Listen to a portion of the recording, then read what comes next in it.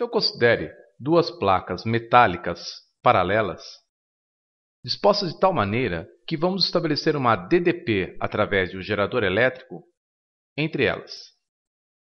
Ao fechar a chave, ocorre um fluxo de elétrons da placa da esquerda para a placa da direita. A placa da esquerda vai ficando carregada positivamente e a placa da direita negativamente carregada.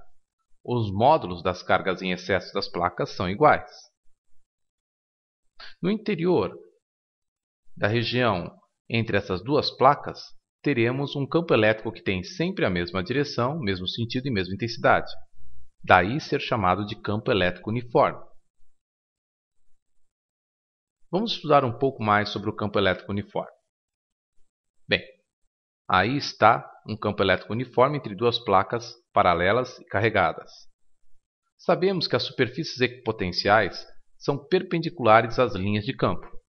Então aí temos uma superfície equipotencial de potencial V1, ou seja, sobre essa superfície que é paralela à placa e perpendicular às linhas do campo elétrico, todos os pontos possuem o mesmo potencial elétrico V1.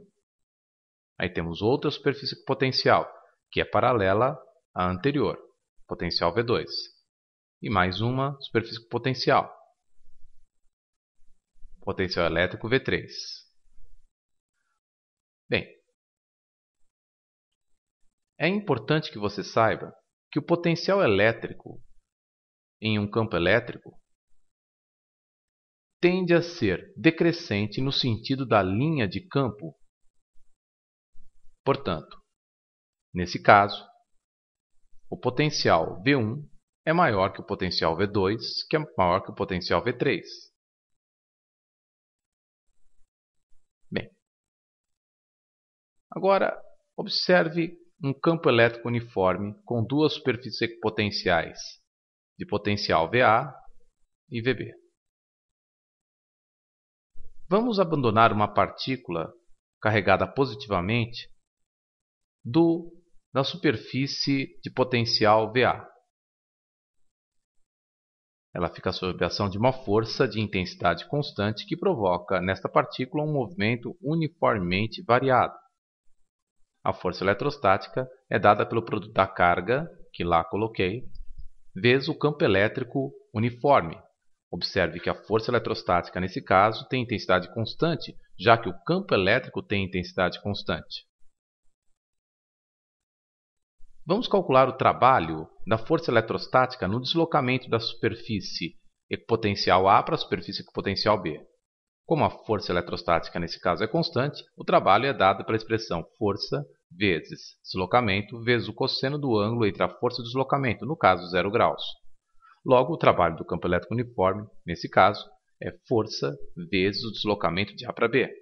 E o deslocamento de A para B é a distância entre as superfícies equipotenciais.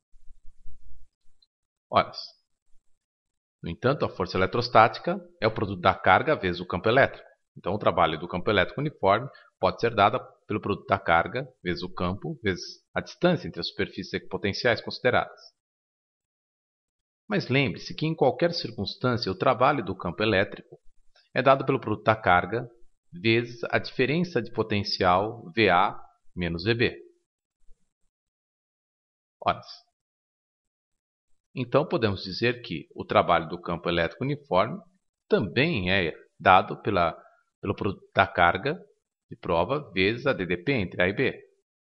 Então, QED é igual a Q vezes a DDP entre A e B. Simplificando as cargas, temos então a expressão máxima do campo elétrico uniforme. A intensidade do campo elétrico uniforme vezes a distância entre duas superfícies equipotenciais é igual a DDP entre essas superfícies equipotenciais em módulo, ou seja, VA maior menos VB. Também podemos escrever da seguinte forma: E vezes D é igual a U. Como os alunos conhecem, o famoso EDU. Lembre-se, no entanto, que este D é a distância entre as superfícies equipotenciais. E U é a DDP entre o potencial maior e o potencial menor de um campo elétrico uniforme.